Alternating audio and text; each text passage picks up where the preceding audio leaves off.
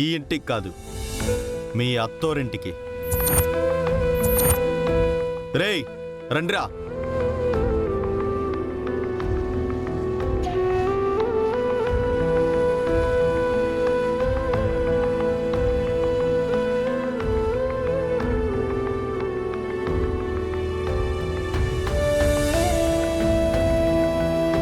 రోజుకు 2000 చొప్పున ఇస్తాను.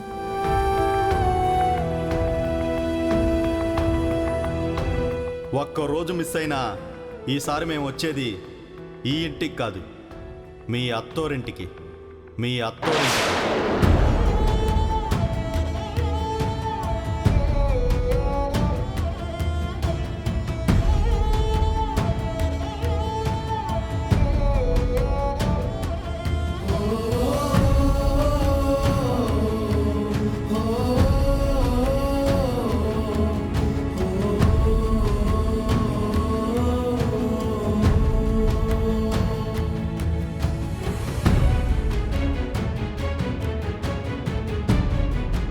రోజుకు 2000 చొప్పున ఇస్తాను. ఒక్క రోజు మిస్ అయినా ఈసారి మేము వచ్చేది ఈ ఇంటికి కాదు, మీ అత్తోరింటికి.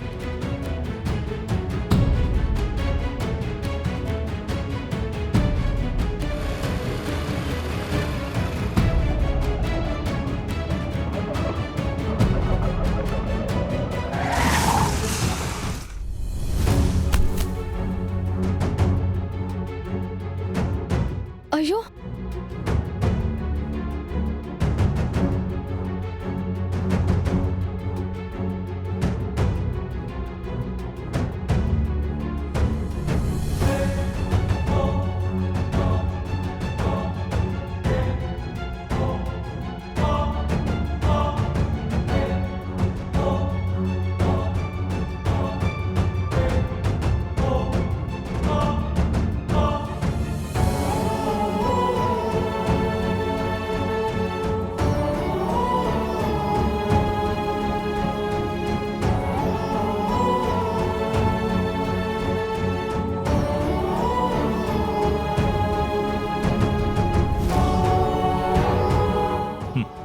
ఏంటో రోడ్ల మీద ఎలా వెళ్ళాలో కూడా తెలియదు వీళ్ళకి. కళ్ళు ఎక్కడ పెట్టుకుని డ్రైవ్ చేస్తారో ఏంటో.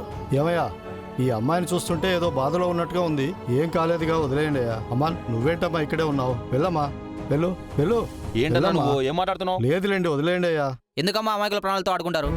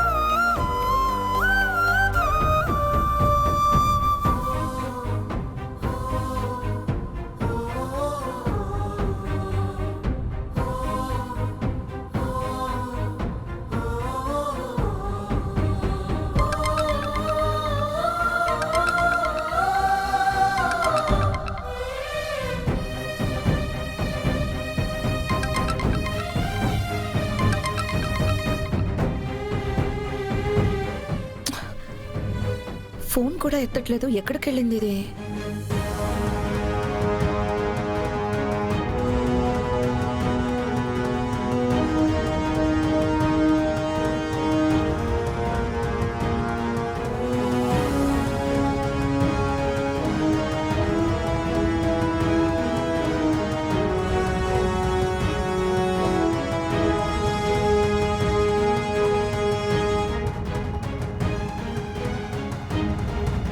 ఏంటి నువ్వు ఫోన్ చేస్తే తీవేంటి? ఎన్నిసార్లు ఫోన్ చేయాలి? నీకోసం ఎప్పటి నుంచి వెయిట్ చేస్తున్నానో తెలుసా? అసలు ఎక్కడికి వెళ్ళావు? ఆ, చిన్న పనుండి వెళ్ళానులే అక్క. ఏంటా పని? ఇంట్లో పరిస్థితులు నీకు తెలుసు కదా. ఎంత పనుంటే మాత్రం ఆటో వేసుకొని వెళ్ళాలా? అసలు ఏమైంది? ఉన్నట్టుండి అలా వెళ్ళావంటే ఏదో ఉండే ఉంటుంది. ఏం జరిగిందో చెప్పు. అక్క, ఏదైనా ఉంటే నేను చెప్తాను కదా. ఏం లేదు. లేదు, ఏదో జరిగింది. ఇప్పుడు అక్కకి ఇంటి దగ్గర విషయం చెప్తే బాధపడుతుంది. ఇంటి దగ్గర ఇబ్బందులు తీర్చడానికి నేనున్నాను కదా. మళ్ళీ అక్కకి చెప్పి బాధ పెట్టడం ఎందుకు? మాట్లాడవేంటే? ఏం లేదని చెప్తున్నాను కదక్క. ఏదైనా ఉంటే నీకు చెప్పనా?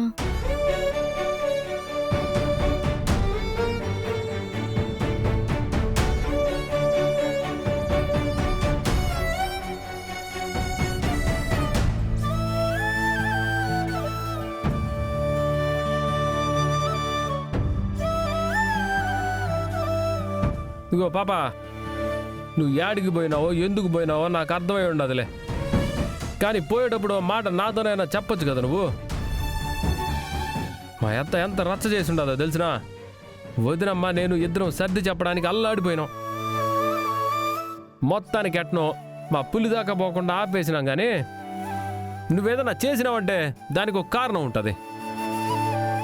అవతల వాళ్ళ ఇబ్బందుల కోసం నువ్వు కష్టపడతావు, కానీ నీకోసం నువ్వేమి చేయవని నాకు తెలుసు.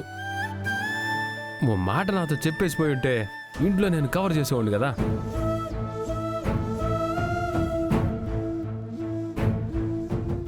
ఏమైనాది? ఉన్నట్టుండి ఎందుకు పోయిండో? పోవడానికి కారణమే నువ్వు.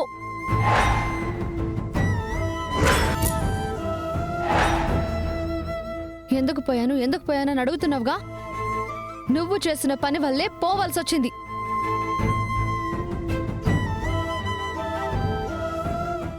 నేనేం చేసినాను? మా అన్నయ్యని మాకు లేకుండా చేశావు. ఆయన మాకు దూరం అయినప్పటి నుంచే మాకు కష్టాలన్నీ. మా అన్నయ్య మాతో ఉండుంటే మాకు సమస్యలు ఉండేవే కాదు. మా పాటికి మా బతికేదో మేము బతుకుతూ ఉండేవాళ్ళం.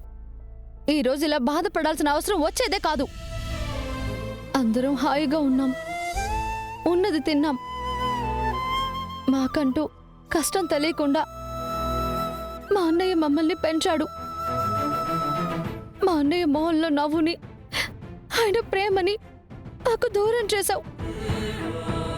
నిజంగా మా అన్నయ్య ఉండుంటే మా అక్క చెల్లెలకు కానీ మా ఇంట్లో కానీ ఎలాంటి సమస్యలు రానిచ్చేవాడు కాదు. ఒకవేళ వచ్చినా ఆయన గుండెల్లో దాచిపెట్టుకుని మమ్మల్ని మాత్రం సంతోష పెట్టాలని చూసేవాడు.